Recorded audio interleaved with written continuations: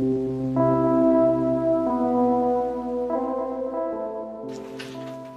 after that insanely good sequence of heads or tails predictions, imagine if it were the other way around. Imagine if the participant wanted to be the one to do the guessing.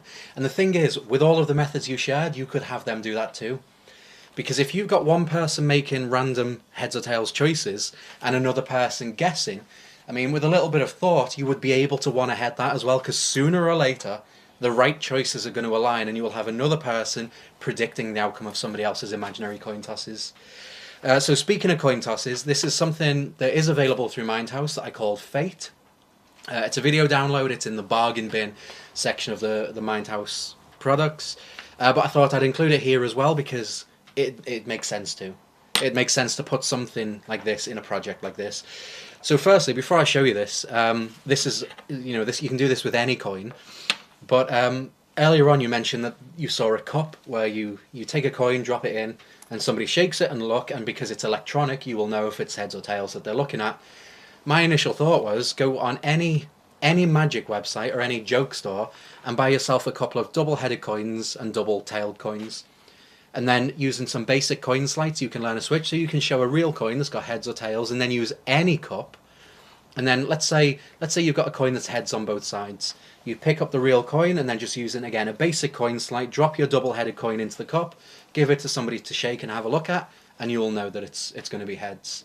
That was the first thing that jumped to my mind. And then, if that was going to be something that you do, like if you're going to go and buy them coins and actually use that in a performance, then again, all you'd have to do is sit down for 20 minutes and figure out a routine based on that, because of course they're holding a cup that's got a heads coin in it. It'll always only be heads. Maybe you could get 2 goes out of it, but again, you'd have to create a routine around it, which is not something I've thought of. I'm just sharing this as an idea now.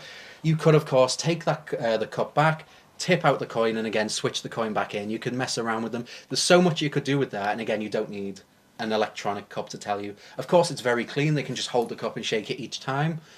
But unless you've put the routine into that, unless you've put the script into that, it's going to be boring. Oh, every time I shake this up, he guesses heads or tails. I think as well with something like that, if it was a cup like that, I'd use it to make decisions. Yeah. So it'd be almost like, look, we're down to a 50-50. So let's say, for example, someone had a psychological force over there, somebody had a psychological force that were over here. This person's has hit, this person's has not. So you've got like the 7 of hearts, 3 of clubs. Yeah. And you know you want the 7 of hearts because it's sat on the table. So okay, so you both had different cards, which shows you what? That every single decision you make is going to be different. So I'll tell you what, does anybody have a stack of change? So now I have my double-headed coin that's pinched into like a finger palm or like a thumb clip, whatever, I've got hold of it. And I say, right, shake those coins up. And I just pretend to display my hands like this. I reach down and I phantom take. Yeah. So it's like it's coming out of their stack of coins. And I say, do you need this? And I'll make it like a 2p coin or something like that. So it's nothing. And you say, I'll keep hold. Would you mind if I kept hold of this to use it again later? Yeah. Nice. So now you can keep it. No, it's 2p, no problems. It gets dropped in a cup. And you say, as you're rattling this up, yours is going to be heads, yours is going to be tails. So you're going to look in there, don't tell me what it is, keep it in mind, I'll take the coin back. Right, so you're thinking of heads or tails right now, none of us knows which it is. This person's heads, this person's tails, whose thought are we going with? This person's. Perfect. Because the coin is not part of the prediction process. Of course, it's part of that selective process. It's a decision-making process. That's it. So, and then you keep the coin and you take it back, and later when you phantom pick again, someone else, you just go, would you mind if I kept this for you? And you just keep doing that as you go along. And because the coin's so little value, they're not going to turn around and want to seem cheap and go, no, I'd like that 2p back. Yeah, I really need that. Yeah. Do you know what I mean? I just think that as a process, nice. I think that's great. The phantom pick there is really nice. And again, so if you were going to do that, do you really need an electronic cup? Or can you just spend a couple of pounds and get a double-headed coin? Shake it in their hands and just peek. Yeah. Yeah, totally. And then so peek, shake it back up and give it back to me. Yeah. That's it, boom, gone. And away. You don't even need the cup. Yeah. Yeah, just get the coin. That's it. All right. So with this, this is a controlled coin toss. It's the best one I've seen. Just because there's, if you go on YouTube and search for how to control a coin toss, there's a few techniques there and they're all right, but they don't look as good as it. Like this, you see the coin spinning, you hear it, you hear the toss, and you can just catch it flat on the palm of your hand and it'll always be the outcome you want. So you probably won't be able to see this on camera. So on the side with heads, So I've drawn an X on the side with heads, just so you can see it a little bit better on camera. So in a moment, Pete, I'm going to toss the coin into the air and I'm going to catch it flat in the palm of my hand, and we'll have a look at what it lands on. Before I do that, though, do you feel that it's going to land on heads or tails? Heads. Heads? Alright, so let's say, again, you might not be able to see it on camera, so you just have to trust us. But Oh, there it is. there we go, and there's heads. We'll do this 2 more times, heads or tails? Tails. Tails. So again, let's see. There it is. And there we go, there's tails. And let's one more time, heads or tails? Tails again. Tails again. Alright, here we go. Oh, and there it is. And there it is. Tails again. Alright, excellent. Perfect. So, and that is, it's just a, but the nice thing is you hear it and you see it. So this will be heads, the side of the X.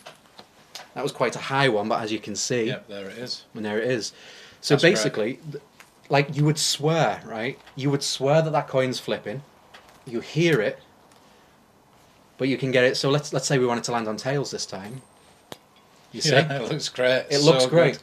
And you hear it as well, and I was trying to hold it close to the microphone so you could hear it.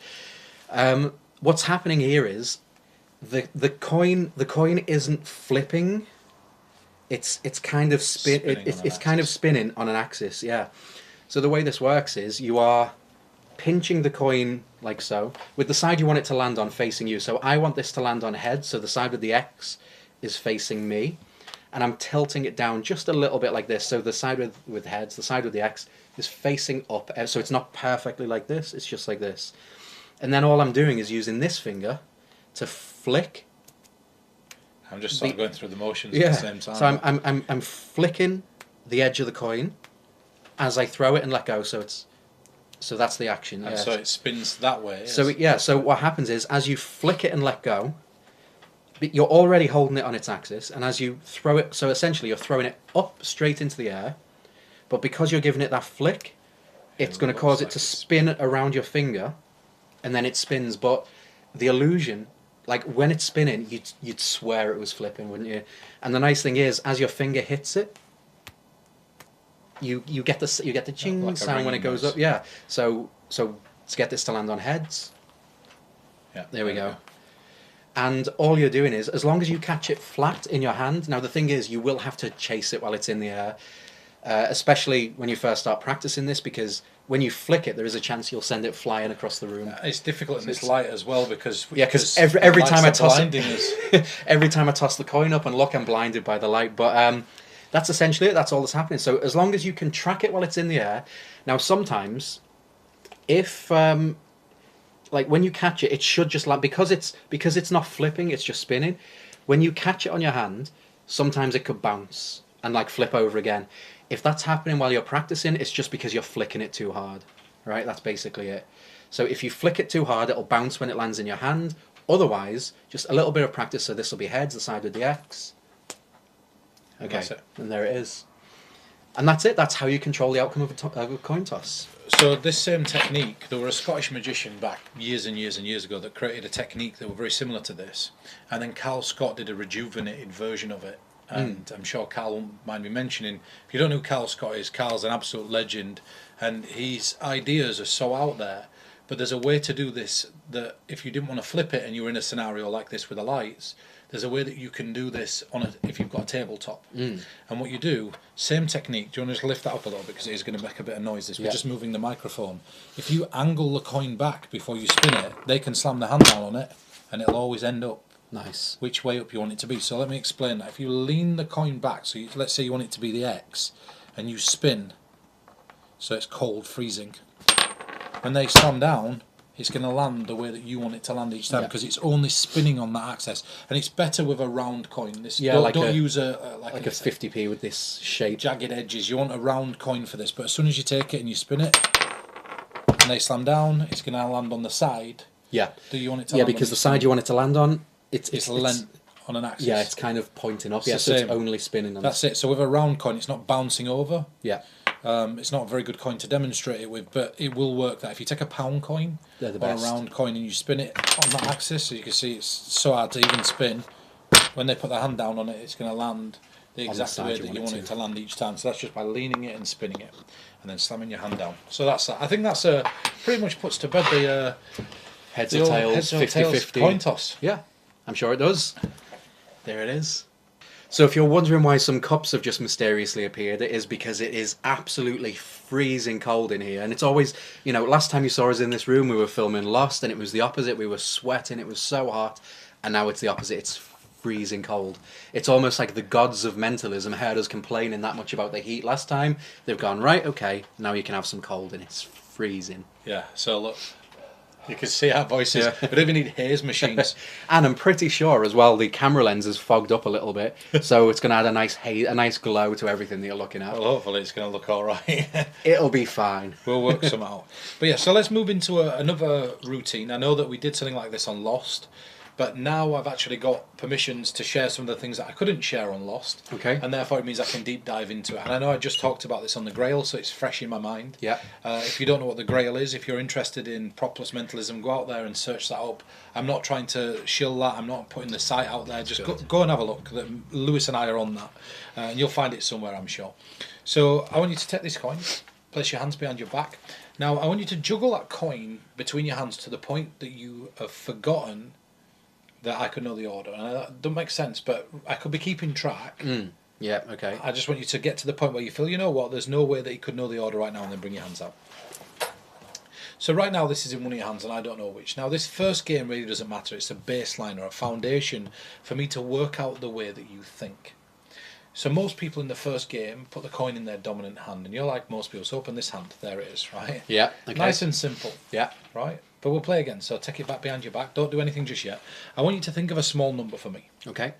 And I want you to move the coin that number of times. And then tell me when you've done that. Yeah. Move it that number of times again. Don't do anything just yet. Mm-hmm.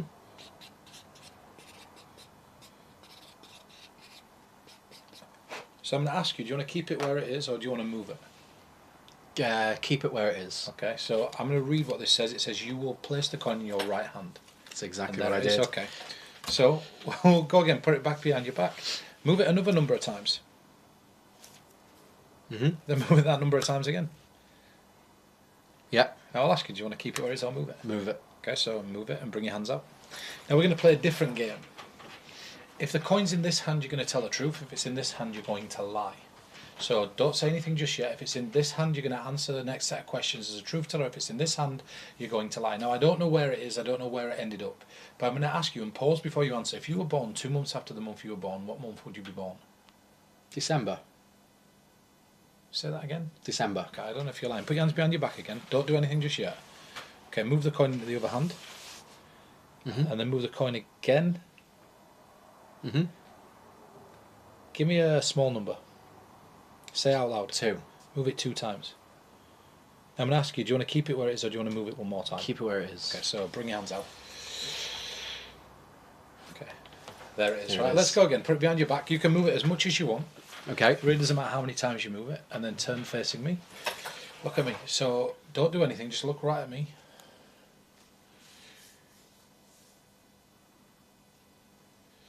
Open that hand. And there it is. And there it is. Nice. There we go. And do you know every single decision that you make is typical of a Scorpio?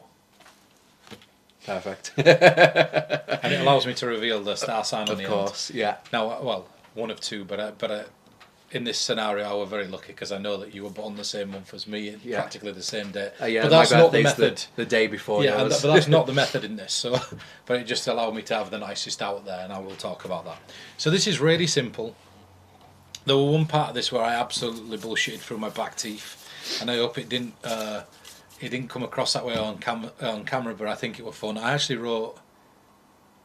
You'll move it. Yeah, right. So during the phase where it's behind your back, I will jump into this. And I said, do you want to move it one more time or not? If you just said, yes, I want to move it, I say, yeah, I knew you'd move it. Okay. But you didn't, so I knew where it was, and I went, and it says it will be in your right hand, and then I pretend to show you that, and then... Yeah. So I miscalled it, right? But I'll get into the method for it. Right, so the first phase is really easy.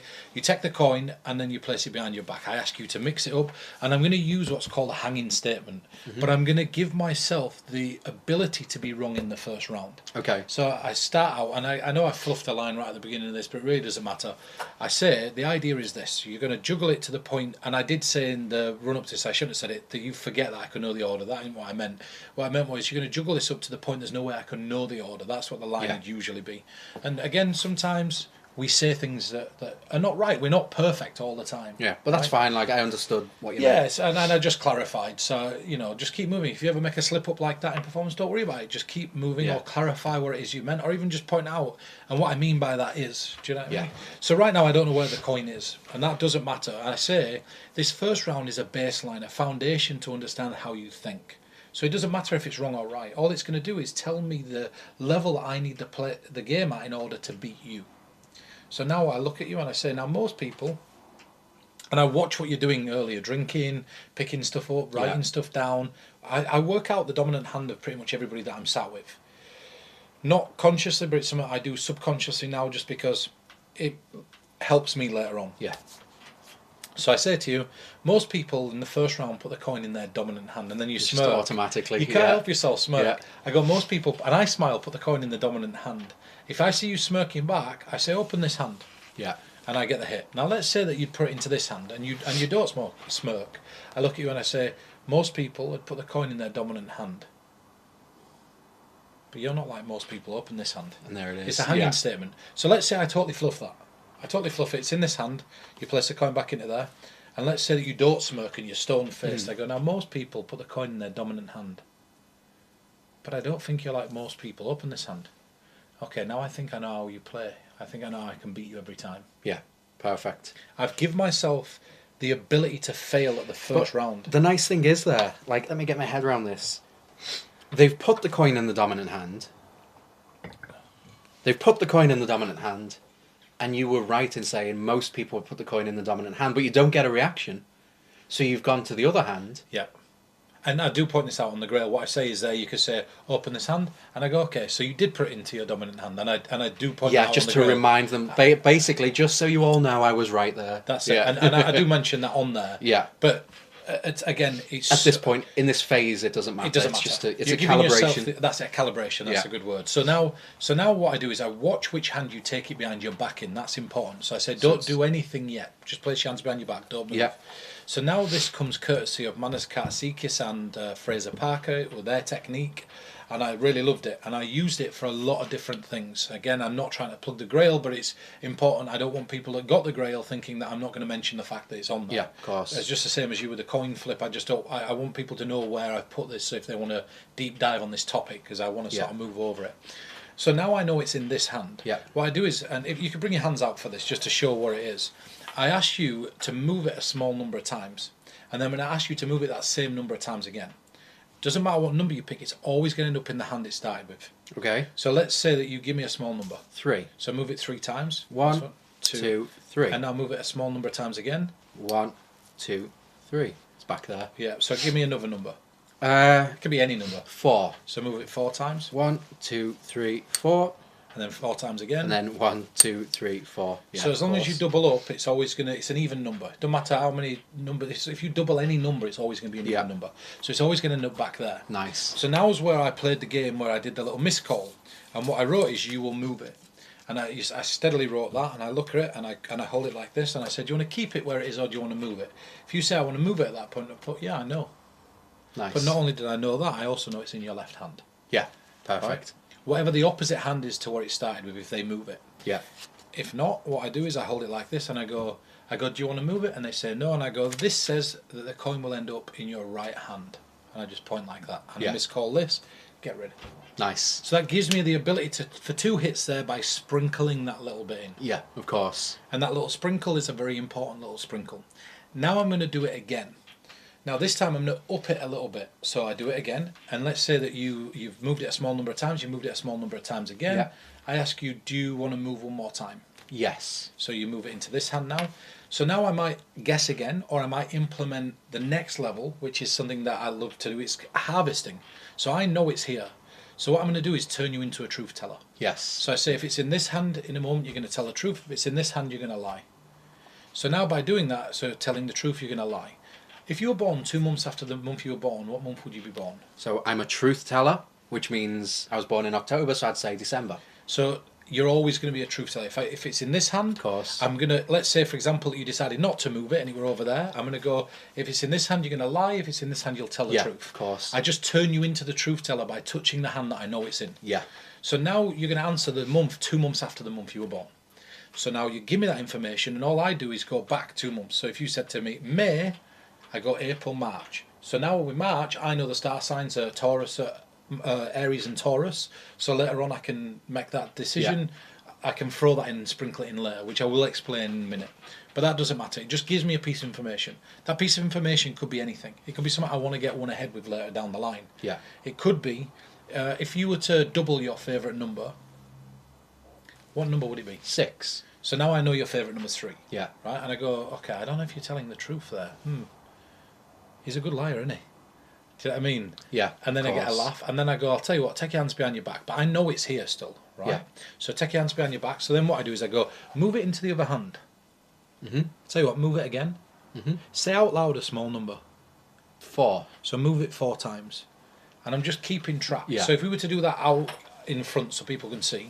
So I know it's here. Yeah. And I say, right, move it into the other hand. And I'm just mentally remembering it goes here. Yeah. And move it again. Give me a small number. 3. So move it 3 times. Now I'm going to ask you, do you want to keep it where it is or move it? Keep it here. So now I know it's there. Yeah. And it just seems so random. Yeah. And again, it does seem procedural, but which hand feels that way anyway? Yeah, of course. And that's what's nice as well, because it does seem procedural, but it feels a lot more random than most witch hand. Well, the problem with a lot of witch hands is it's right, mix it up, bring your hands out, separate them, it's here. Yeah. It doesn't ever feel like that. The beauty of this, when you think about it in a nutshell, and this sounds silly saying it out loud, but the first round I got right. So that's the same as every other witch hand. Yeah. Right? I've got it right. It's just a 50-50. The second time I do this, you're thinking of a number and moving it, and then moving it again, and then you've got the ability to move it one more time. It feels more, even though it's not, it feels more random than Yes, it does. bringing it out and going like this, and then doing that again.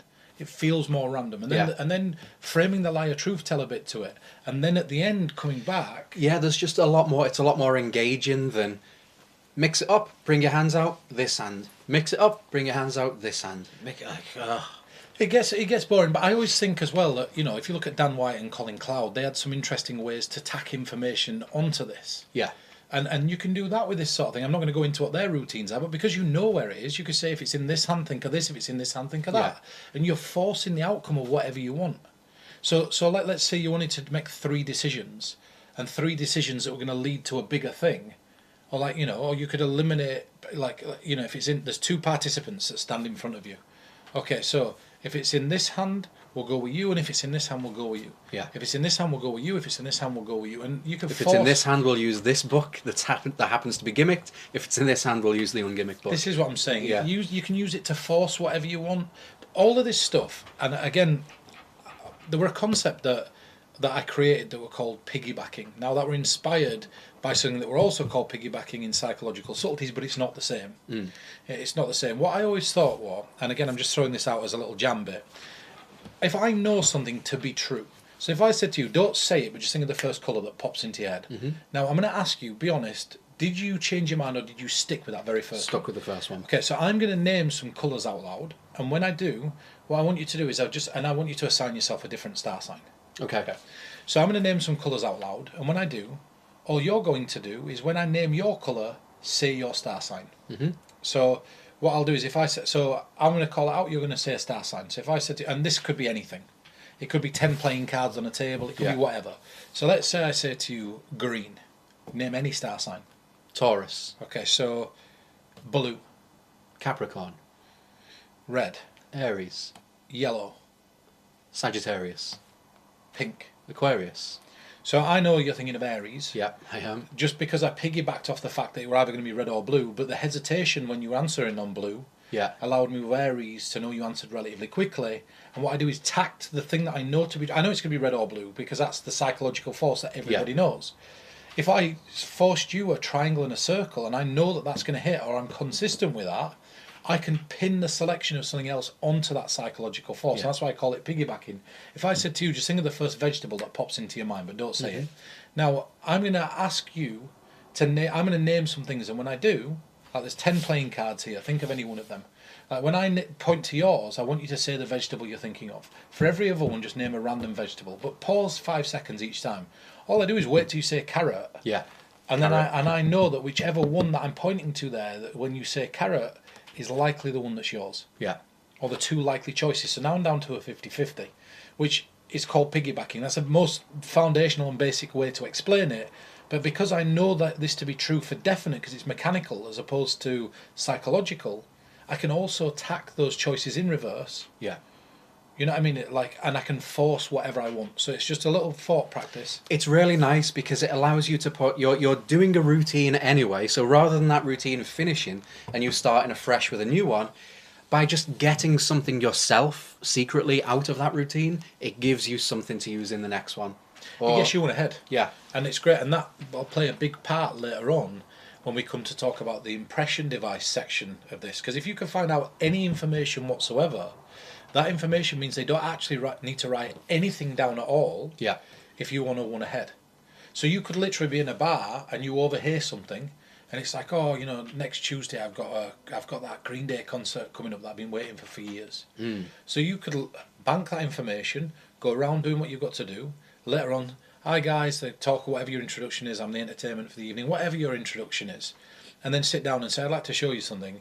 And say, now every single one of us has a series of things that are going on in our life. So I want you to think of an event or something that you've got coming up in the near future that I definitely wouldn't know. It could be a birthday or something like that, but something that you're excited about. So don't just go for a birthday now I've mentioned it. So now you've eliminated that if it is the birthday the day before.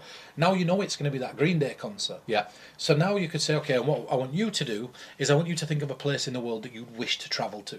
And now you can run ahead and reveal them all. I mean, we will talk about that later on, but that just gives you an insight into why that sort of stuff's important to listen to and harvest. Oh yeah, 100%. And never take anything for granted. Like, you know, never take any little bit of information that you've got that you can make a logical leap from as a foundation to the next big thing. Yeah.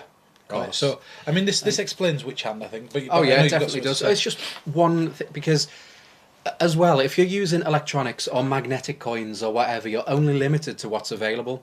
Now, if you've got like an unusual show coming up, or if you've got a bit of a weird style like me, the thing is, so over here, there is just a small pouch that happened to be in my camera bag. Inside there is a crystal. I could do one ahead with that. Not one ahead, sorry. Well, I mean, I could do one ahead routines with it, but I could do a witch hand routine with that, and I could sense or feel, you know, the energy of the crystal or whatever. Here's a coin. This is a replica of a Salem era. So 1692 was the era of the witch trials. That's a replica of the coins that would have been around at the time. Again, this isn't gimmicked in any way, but it looks a lot nicer than this one that, you know, if it might be magnetic or whatever. I would rather perform with this just because it suits my style more, and it means because I'm not relying on electronics, I can choose my props freely. Same with dice. I might not want to use a modern looking die. I might want to take something a bit older looking like this just because it suits my style more. And, you know, something like this, you could do a witch hand with that. You could do like a gypsy peek to peek a roll or whatever else, whatever routines you have planned with it. It allows me to use it because I'm not using electronics that wouldn't look like that. And so I had talking about the crystal. I think it's really important to point out is using witch hand with other things. I think is really interesting. And I tried to film something. It didn't really work just because I was trying out a new camera guy, and the camera guy it just didn't work. The camera guy were used to filming regular stuff, and kept filming the wrong stuff. So it were like when the small object came out and I was doing a witch hand, they'd film the hand instead of the reaction. Then they'd film the face then after they realised they were missing the reactions and then totally missed the object. But what the idea is that I'd go up to somebody and say, do you have like a small object or item or thing that you could have that we could use in a game? And now I do it with loads of different things. So I started out with like a coin in somebody's pocket, or I've got this bit of paper. Yeah, that's fine. The way that the sequence ended was, and I'll share the secret, I don't mind, is I'd pre-showed the person. I'd say, oh, I noticed you're wearing a wedding ring. You're married? And they go, yeah. And I go, would you mind if we use that in a game for something? And they go, no. And I say, right, this is what I want to do. I want you to take this piece of paper and I want you to write down your husband's name. And I want you to write down something about your husband that I wouldn't know. And then I want you to just write down a couple of facts about your wedding, like maybe what colour the flowers were, a bridesmaid's name or something like that. Now I'd switch that out so I'd have that billet. And I'd say to him, in fact, you know what, because you are going to be using your hands for this, you won't forget any of that stuff. No, destroy that. And I'd obviously got their billet now, get rid of it. And I say, in a moment, I'm going to ask you if I can borrow an object or a small thing.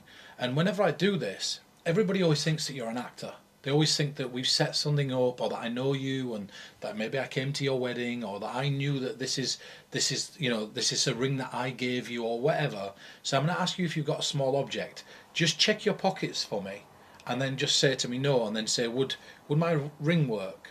And I'd say, look, if you're happy using that, but I'm not going to touch it because I don't want to be done if it gets damaged in any way, shape or form. It's just for insurance purposes. It just helps me out.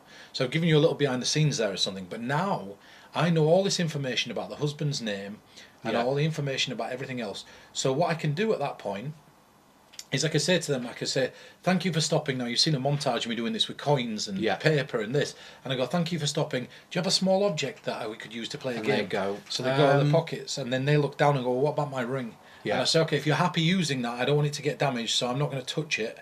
But if you don't mind, could you take it off for me? And now I'd play the game of which hand. Yeah. And then I'd say to them, let's take this a step further. Have you ever heard of psychometry? So that's the idea that you touch or get a sense of an object. So I just want you to hold it in your hand, and I'm just going to put my hand on top of yours. I'm not going to touch it, but I am going to create a connection with you. And by feeling you and you're feeling that object, I'm going to try to work out. And now I start describing their wedding day. Yeah. Start describing the colour of the flowers. Start describing the name. Okay, so I'm getting girl quite long hair. I mean, who's Sophie? That was one of the bridesmaids. I go, okay. It's really interesting because I'm starting now to get a feel of your partner. And then I start describing the partner, and then I'd say, who's Steve? Yeah. And then I get, fuck off, and then I get that reaction. And that will close the sequence. Yeah. Right? That was the idea behind it. I mean, it never panned out that way because it wasn't filmed very well. But I just love that idea of taking the game and then moving it into that natural realm of they've chose the ring. How did I know they were going to choose the ring after they checked the pockets, which killed the pre-show? Yeah. And then when they took the ring off and I put my hand over the top of it and I moved into There's revealing more the reveals wedding. and that make an insane piece of footage. That's where I wanted it. It never panned out that way, and I am gonna film it again in the future at some point. But what it's showing you is that it can be more than it just doesn't have to be a coin. Yeah, because like the reason for that, like a crystal, I have so many different routines and different things that I could do with just an ungimmicked crystal. Like if I was really needed to, if I had to get up and do a 20-minute act, and all I have is that, a 20-minute mentalism act out of that, absolutely I will do it.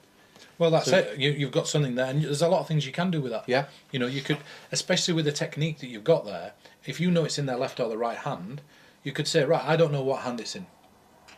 So in a moment, what's going to happen is this hand here, I want you, whether it's in there or not, you're going to pretend it is, and you're going to pass it across to Steve. Steve, you're going to pretend to take that.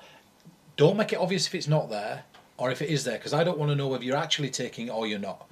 Now I want you to mix up that behind your back. And now if it's in this hand, you're going to hand it across to this person. The same rules apply. Yeah. And now you know the first person's got it or the second person's got it. You can track it. You can keep all, and now you could have 20 people do that in a room. Yeah. And you could locate where the crystal is. You could walk around and sense where it is. Yeah. There's loads of little things that you can do with stuff like that. And just to finish on this this section, there was something that I designed years and years ago, and Kent and Nepper will attest to this, and it might have predated me. The one that came out commercially came out after and I'm more than happy to show anybody the emails of this if I get any flack from this, because I said to you I didn't really want to mention it, but I'm really not that bothered. It was called a Sterling Find, and in 2008 or 2009, I believe probably 2009, going into 2009, that's when I first reached out to Kent and Nepper. And I sent Kenton a load of ideas, and he said that this one was garbage, and he never made it anywhere. But rethinking about it, and I thought about it months afterwards, and then this commercial product come out, I'm like, I think it may be a year or two after I'd sent it to Kenton, and I'm like, oh damn, we missed the train there. But what it was is a little fishing magnet. Yeah. Sorry, no, a little fishing compass. Okay. Yeah. Little, on the bottom of the knives, there's the little compasses. Yeah. And what I did is detailed a way to gut a watch out, and then take some Play-Doh and put it in, so that the watch had the little compass inside it. And then if you give somebody a magnet or a magnetic coin, and what I did is I took a rubber ball, cut it in half because they have a seam on it anyway, ground out the centre of it, glued inside their strong neodymium magnet, and then glued the ball back together and sanded the edges, and like worked through the sandpapers to bring it back smooth again, so it looked like it had not been glued back together, and then you could still bounce it. Nice. Like it's still, if you'd not caught it out too much and the neodymium was small enough, you could bounce it and you could throw it out into the audience. Now everybody like mixed it up, hold your hands out, and one of you is obviously going to hold out your hand containing it. Now all you have to do is run past everybody, and the moment that the compass starts to spin, you know it's that person that's got it. Of course. So then you separate, or you know it's this little group. So now you separate that little group and go around, and whoever it spins over the top of, that's the one that'd have it. Yeah. You could do that with two hands as long as they held them far enough apart. Because the beauty of that technique, it's analog, but it wasn't just like the electronic devices that you buy when you, because they fail. Like sometimes I've had it where I've touched and they haven't gone off. It's happened to me. Yeah, Yeah, or if they're wearing a smartwatch like an Apple Watch, sometimes that sets it off. That's it. Anything that's got a magnet in it. Bracelets. I've had certain metallic bracelets, and that I don't know how they've maybe been in contact or charged by a foot. I don't even know why. I can't give you the scientific explanation as to why. But when working on stuff, we thought that was a surefire method, and the amount it takes to be blue using the devices, and it was just easier to give somebody a billet and ask them to write down a pattern. Yeah.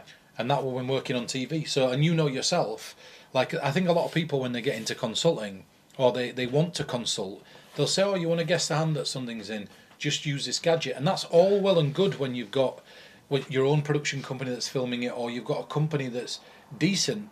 But a lot of the time they'll say, look, we're working with a celebrity here, we don't have the chance to mess this up. Stop mucking about. You know what I mean? It's like, oh, we're working with these people, look, you can't mess about with this. It's got to...